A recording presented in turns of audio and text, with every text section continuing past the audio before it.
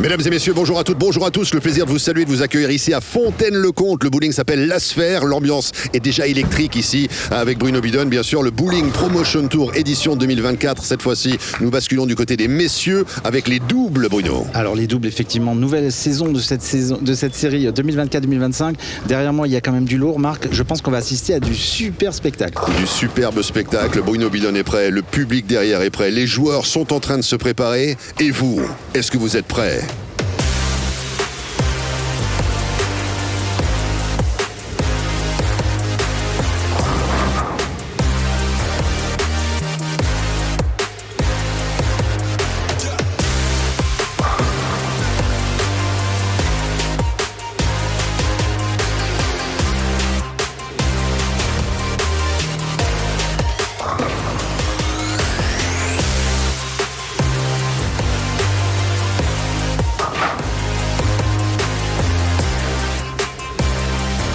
Ils sont en train de se préparer, c'est vrai, pour cette première demi-finale. Joey Crook et Arénoui Ambiel face à Philippe Manning et Mike Debourg. Le Néerlandais justement en train de libérer une boule. Aïe, aïe, aïe, il y a une quille qui reste debout, mais attention, pour l'instant, les points ne sont pas comptabilisés. Bruno, c'est vrai que ça fait plaisir de basculer du côté de la division masculine cette fois-ci. Qu'est-ce qu'on doit regarder dans ce match ? Est-ce qu'il y a une équipe peut-être supérieure à l'autre ? Dites-nous tout. Alors, oui, personnellement, j'ai envie de vous dire, le Néerlandais Mike Debourg, qu'on est en train de voir, ainsi que Phil Manning sont mes favoris. Mais attention, on a un petit Français qui a les dents longues, c'est donc Arénoui Ambiel, et à l'image Phil Manning qui est troisième du tour. C'est quand même une sacrée pointure, donc c'est équilibré, mais mes favoris, c'est la piste 5, Marc. La piste 5, évidemment, cette piste mythique, on a vu du côté des dames les conséquences du choix de la piste 5 et toute l'astuce et l'intelligence finalement des Finlandaises qui ont forcé Becca Manning et Charlie-Ann Burton-Williams à jouer sur la 6. Ça, c'était du côté des dames. On va suivre attentivement, bien sûr, l'écart de score, la différence de score qu'il y aura entre la 5 et la 6, mais aussi avec ce casting de rêve en ce qui concerne cette première demi-finale. On rappellera que Kenny Bio, le Français, David Barak, le Slovaque, le Strike Minator attendent du côté donc de la finale pour savoir laquelle de ces deux formations ils vont affronter. Exact, et Strike Minator, je l'ai observé pendant ces qualifications, et effectivement il envoie du lourd. Alors là, bon, les deux équipes vont s'engager dans cette demi-finale, donc le choix des pistes a été fait, et donc Philippe Manning va ouvrir le match piste 5. Marc, c'est une indication, ils ont gardé le toss, comme on dit, et bon, en bon connaisseur qu'ils sont, ils ont choisi la piste à strike, je pense. Ouais, c'est ça, on les a vus un petit peu tourner autour des pistes durant les épreuves féminines pour prendre la température. On va voir si c'est une opération payante pour Phil Manning. Oh là là, tout de suite. Et le strike pour démarrer. Quelle boîte de Phil Manning. Phil Manning, qui est un joueur très régulier avec une technique très très propre. Regardez, il n'y a rien qui bouge lui aussi quand il libère la boule. Regardez ses yeux, cette positivité, et il attaque très fort. Alors Jérémy Ambiel, le jeune Français, va-t-il répondre ? Il a peut-être la pression. Il est très, très jeune. Ambiel, effectivement, qui lance à deux mains. Oui, Jérémy, son papa, excusez-moi. Ah ouais, pas de souci, on salue Jérémy. Strike, le papa. Sans Jérémy, il n'y aurait pas d'Arénoui. Exactement. Et Arénoui, eh bien, il n'a pas trop le trac. Peut-être intérieurement, Marc, mais en tout cas, il a libéré quelque chose. Est-ce qu'il est en train de devenir le Jason Belmonte français ? C'est la grande question. Peut-être. Regardez cette boule, en tout cas. Ça me rappelle Gwendal Joliffe, qui était également partisan du Bowling Promotion Tour par le passé, qui avait ce style à deux mains qui était impressionnant. Impressionnant. Et regardez. Et Mike Debourg, on s'approche, pareil, à deux mains. Demain va-t-il... il laisse un split, le baby. Le baby split. Alors Mike Debourg. Debourg, excusez-moi. Non, il n'y a pas de souci. Oui, Debourg, excusez-moi. Qui est un joueur assez technique. Il a très très bien joué les qualifications. Il est dans le Master. Et d'ailleurs, à Fontaine-le-Comte, c'est lui qui a terminé, je crois, 3e des qualifs. Donc il maîtrise bien ses pistes et ce village. Malheureusement. Il n'aura pas pu aller chercher le spare sur ce premier passage. Premier open du match, mettre à l'actif de cette équipe. Alors ça, c'est un premier point, pas de règlement, mais c'est un premier point qu'on peut expliquer à celles et ceux qui découvrent la discipline. Quand on est à ce niveau, et quand on laisse un open, c'est-à-dire quand on laisse une quille dressée à l'issue du deuxième passage, quelle peut être la conséquence? La conséquence, c'est, j'ai envie de vous dire, Joey Crook, qui va nous la donner. Il va sûrement doubler. Sûrement, mais pas si sûrement que cela. Alors, voilà, la conséquence, c'est que, en fait, l'adversaire a un avantage. Il sait qu'il va jouer un peu plus tranquille puisque vous avez fait une open. Et donc, lui, s'il le double, c'est capitalise tout de suite. Bon, là, il va faire son spare, je pense, parce que ce n'est pas un split. Mais strike spare face à strike true, ben, vous prenez déjà 10 quilles. Et ça compte à ce niveau. 10 quilles, ça fait mal. Ça fait mal. Allez, Joe Crook. J'aime bien ces chaussures, hein, vous avez vu.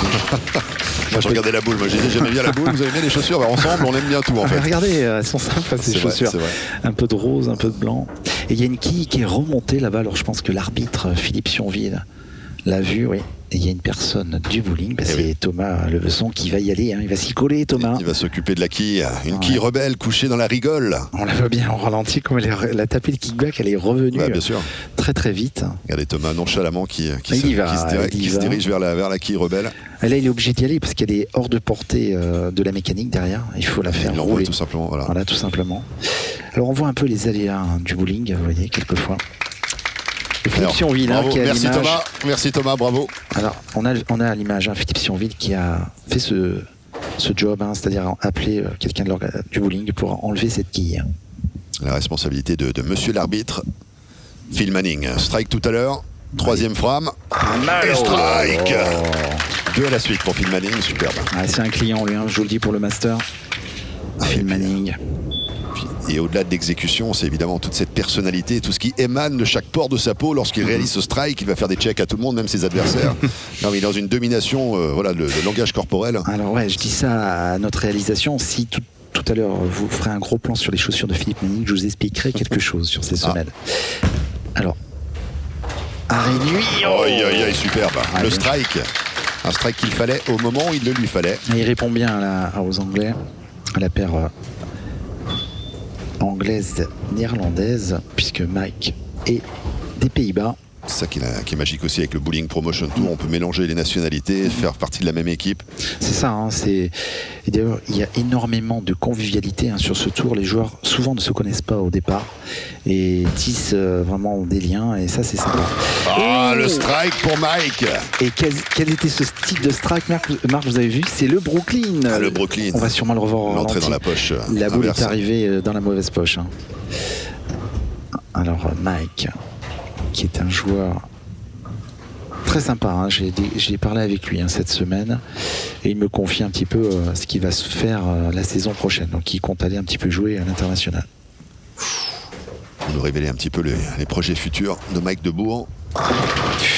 Et quand on dit à l'international, on pense forcément à la PBA. À la PBA. Ouais. Vous en connaissez un rayon. Vous êtes le premier joueur français à avoir quitté l'Hexagone pour. Dans ma jeunesse, ça remonte un peu maintenant. Mais... quelques années, mais pas tant que ça, Bruno.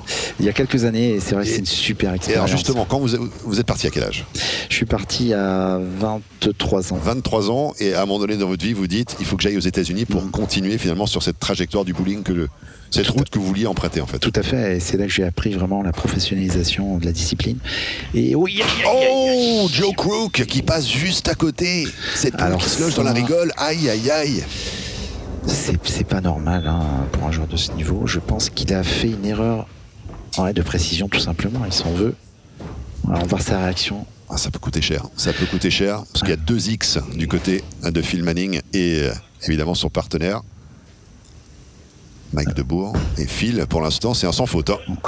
Et jamais 203. Waouh! 5e frame, 3e strike. Il est inarrêtable, Phil Manning, aujourd'hui. On peut l'appeler Phil the Machine Manning. C'est clair. Quel talent.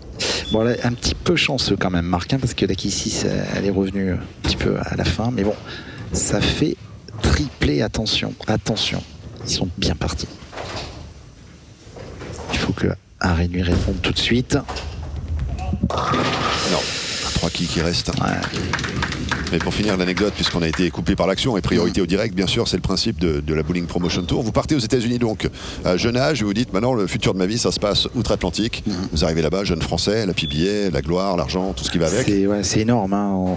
Il y a beaucoup d'argent en jeu, il y a énormément de joueurs, le niveau est très très haut. Et en rentrant en France, après quelques années là-bas, j'ai décidé de créer cet événement en fait pour la promotion du bowling. Ça se développe chaque année. C'est vrai. Ça se développe, ça devient beaucoup plus construit. Il y a plus de nationalités, plus de joueurs. En tout cas, ce jeune Français, j'ai envie de vous dire, il va vendre cher sa peau sur le Master, puisqu'il est dans le tableau final. Hein. Mike Debourg pour les Pays-Bas, avec un habillage presque démoniaque, hein, quand on voit un petit peu le... Et une performance absolument stratosphérique ici pour ce strike. 6e frame, ça fait 4 strikes de manière consécutive. Ah, ils sont forts, les deux joueurs, Mike et Phil, aujourd'hui. Joey, il a joué un peu, je vois bien son regard. C'est pas qu'il est abattu, mais il sait que ça va être compliqué. Hein. La complexité fait partie du bowling, la résolution de problèmes aussi. Est-ce que Joe Crook peut commencer à remonter la pente?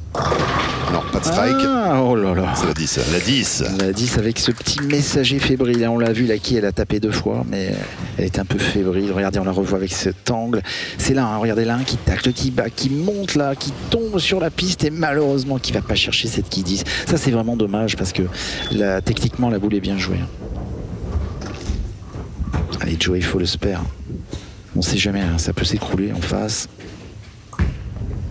Il reste mobilisé, c'est bien.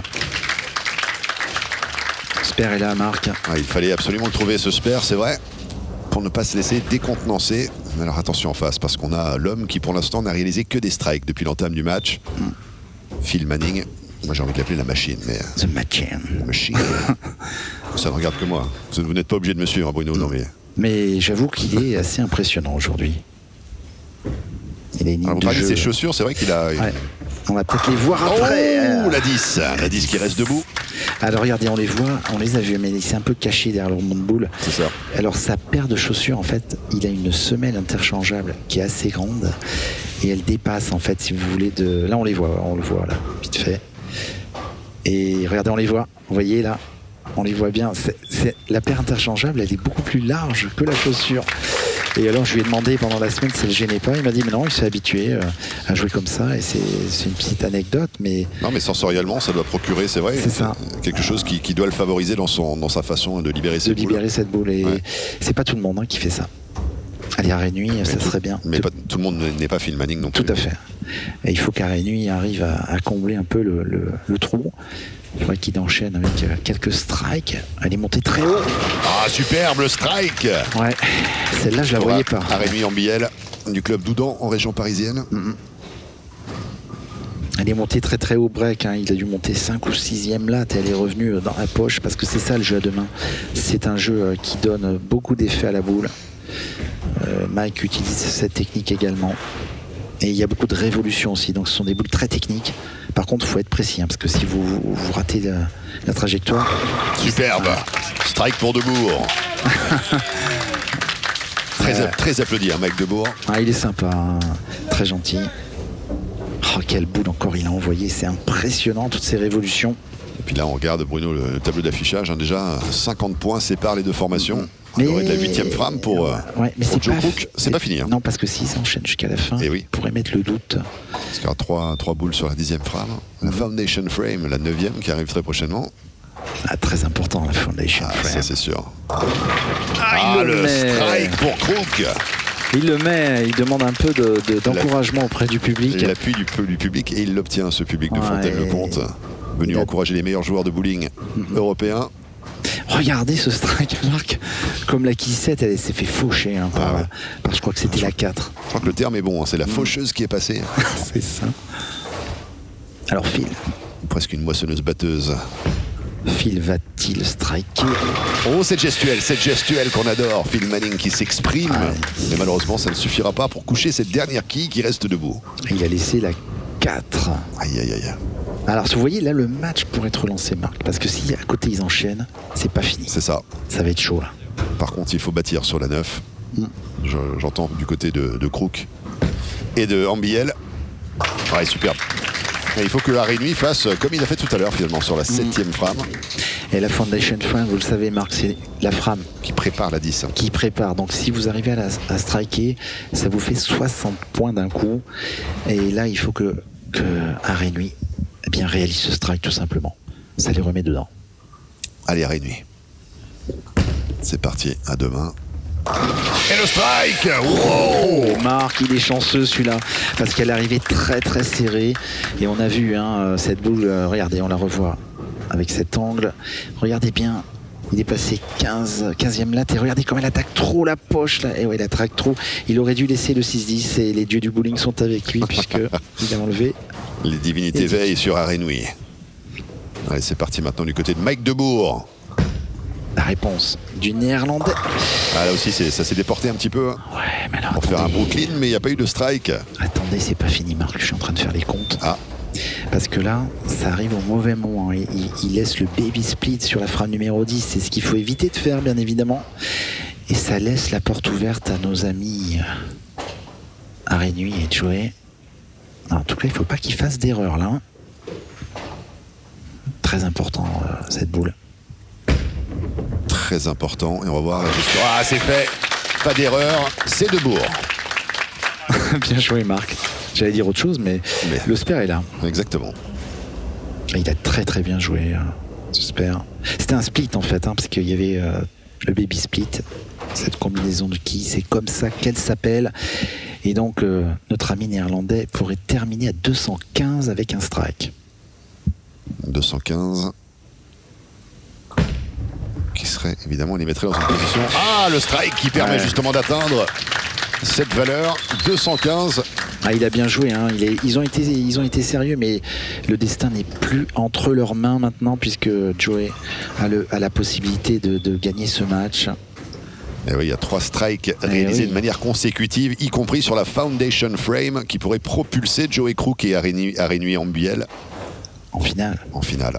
En fait, c'est pour ça. affronter Kenny Bio et David Barak. Voilà, il lui faut ce strike. Il lui faut ce strike. Ah, c'est le problème. Il lui faut ce strike. Oh, il l'obtient, ce strike. Wow, Joey Crook. Quelle boîte il a envoyé, Joey. Il est exceptionnel au niveau mental, parce que là, je vous dis, il fallait le mettre, sinon il avait perdu le match. Et alors, on va faire les comptes rapides. Eh bien, 280, 197. Ils ont quasiment gagné. Il lui faut quelques quilles. Ah ouais, ça c'est une belle façon de remonter la pente. Ah ouais, on voit le visage de Phil Manning qui se décompose un petit peu, lui qui avait si bien porté le début de la rencontre. Il est déçu parce qu'ils avaient mis un quadruplé de la frame 3 à la frame 6. C'est vrai. Ah, c'est dommage, mais il faut jamais dans ce sport vous laisser intimider après 4-5 frames. Vous pouvez encore revenir, et là on l'a vu. Ah, il y en a une qui reste cette fois-ci. Et la mission est accomplie. Attendez, de part et d'autre. Non, il faut le spare. Sinon c'est des matchs nuls, parce que oui, il faut le spare. Faut pas la rater, Joey. Il n'y a aucune pression, évidemment, Bruno. Aucune, j'essaie de lui en mettre un peu peut-être, mais je vais pas parler trop fort. Ah oui, est-ce qu'il vous entend? Est-ce qu'il vous comprend déjà? Peut-être pas. Ah. Spare, c'est gagné. Spare, c'est gagné. Raté, c'est égalité. Spare. Ah oui, pleine poire, pleine face, in your face pour cette dernière quille. Ah oui, et la victoire. 216 à 215. Un seul point, quelquefois ça peut suffire pour faire la différence. Un seul point, bravo à Joey Crook. Et voilà, on a les stats très rapidement. Donc 216 à 215, ça s'est joué à seulement une quille.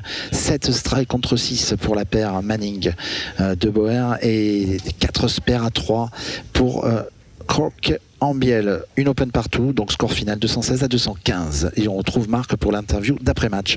Merci beaucoup Bruno, aux côtés de Phil The Machine Manning, effectivement, qui nous a régalé durant le début de cette rencontre. Phil, obviously a great match up here, looking for a spot in the final there, just went down to the wire, one single point the difference. What was the difference maker throughout the match here for you? I think it came down literally into those 2 shots that I threw where I just didn't get what I was looking for. We had 4 great shots in the middle to really give us a gap, and then when we just needed one to go the right way, it didn't, and then obviously they gave the return, which they should do. They're great players. They're always going to take chances of opportunities that we give them. We took chances in the beginning. We couldn't get the last one when we just needed of it. Either of those 2 nines that I have, either of those go, it's game over. But it's the way it works, unfortunately. Voilà, Phil nous dit effectivement, il y a eu ces moments cruciaux dans cette rencontre. On a très bien démarré avec ces strikes, on a réussi à enchaîner, puis il y avait ces moments clés où j'ai pas réussi moi à trouver la solution finale. On avait besoin de ces points, ça a été jusqu'à 1 point d'écart, à 216-215, extrêmement serré, mais quelquefois c'est exactement ce qui peut se passer sur la planète bowling. So just a quick word on the bowling promotion tour. How did you live the entirety of the tour? It's been great to go to all these different events and venues. Yeah, I mean the entire week's been it's been madness. It's the only way I can describe it. We've met some great people here. We've had some great friends. You know, this guy here, my best friend from the UK, we came over and we said we were going to do nothing but have fun, and we've turned up to this. We've bowled well because we've enjoyed it, and it's just been an absolute riot from start to finish. I'm so glad we took the opportunity to come. Voilà, Phil dit ça a été super de faire partie de ce Bowling Promotion Tour. La question c'était est-ce que tu as profité de ces différentes étapes, ces différentes localités. Il m'a dit oh là là, c'était incroyable. On s'est fait de vrais amis. Je suis venu avec mon pote Joe Crook, mais je me suis fait d'autres amis également. Ça a été un véritable festival et on est très heureux d'avoir participé à cette aventure. Phil the Machine, thank you so much, merci beaucoup et à très bientôt pour de nouvelles aventures. On va en profiter pour inviter évidemment du côté de l'équipe gagnante quand nous retrouverons en finale du côté de la Bowling Promotion Tour double messieurs. Congratulations on a job well done out here. The match was it was a story of two different dynamics, wasn't it? In the beginning, it was all about Phil's team, and then you guys were able to take control throughout the second half of the match to go on and get the W. Yeah, so from the start, we started off quite strong. I missed a 7-pin, which was absolute error of mine. We came back stronger. We jumped on their errors when they weren't striking. A few light taps from me, which I thought should have gone, but that's bowling. Like if you're not out there striking, then you need to make it clean. They made a mistake coming into the 9th, 10th. We jumped on that. We had a 4 in a row and I made a mistake in the 10th to get the W. Voilà, effectivement, avec la perspective sur cette rencontre, on a pu saisir les opportunités qui se sont proposées à nous. On a réussi à profiter en quelque sorte également des contre-performances réalisées par l'équipe d'en face. C'est vrai qu'on a pu aller emmener cette tentative jusqu'au bout. Now there's one match that lies ahead before getting the championship, getting the win and becoming the champions for the Bowling Promotion Tour 2024. How are you guys going to tackle the match that lies ahead? So, I mean, I know our competitors are very, very good bowlers and bowled well throughout the tour. It's one game. Aaron Newey and I are bowling exceptionally well. We're going to go out there, make our spares, make our strikes, string some together and show them that we are the champions and we are going to win. Voilà, la philosophie est très très simple. On sait qu'on est face à une équipe qui aura performé avec beaucoup de panache durant l'intégralité de ce tournoi. Nous, on va réaliser nos strikes, réaliser nos spares et on va faire ce qu'il faut pour aller chercher le lever de la victoire. Thank you so much for the insight. Look forward to seeing that final indeed. Ça sera à l'occasion d'une toute prochaine rencontre, la super finale, Bruno, qu'on attend avec impatience parce que ça va être clairement le choc des géants. Que dis-je? Le choc des titans. Ah, c'est clair, Marc. On va assister à une finale exceptionnelle. On a le français Kenny Bio, bien sûr, avec Strike Minator, David Barak, ça va être fantastique et on vous dit à très très vite. Bruno, on se donne rendez-vous. En tout cas, hâte de vous retrouver pour vivre cette super finale. À très bientôt sur Sport en France.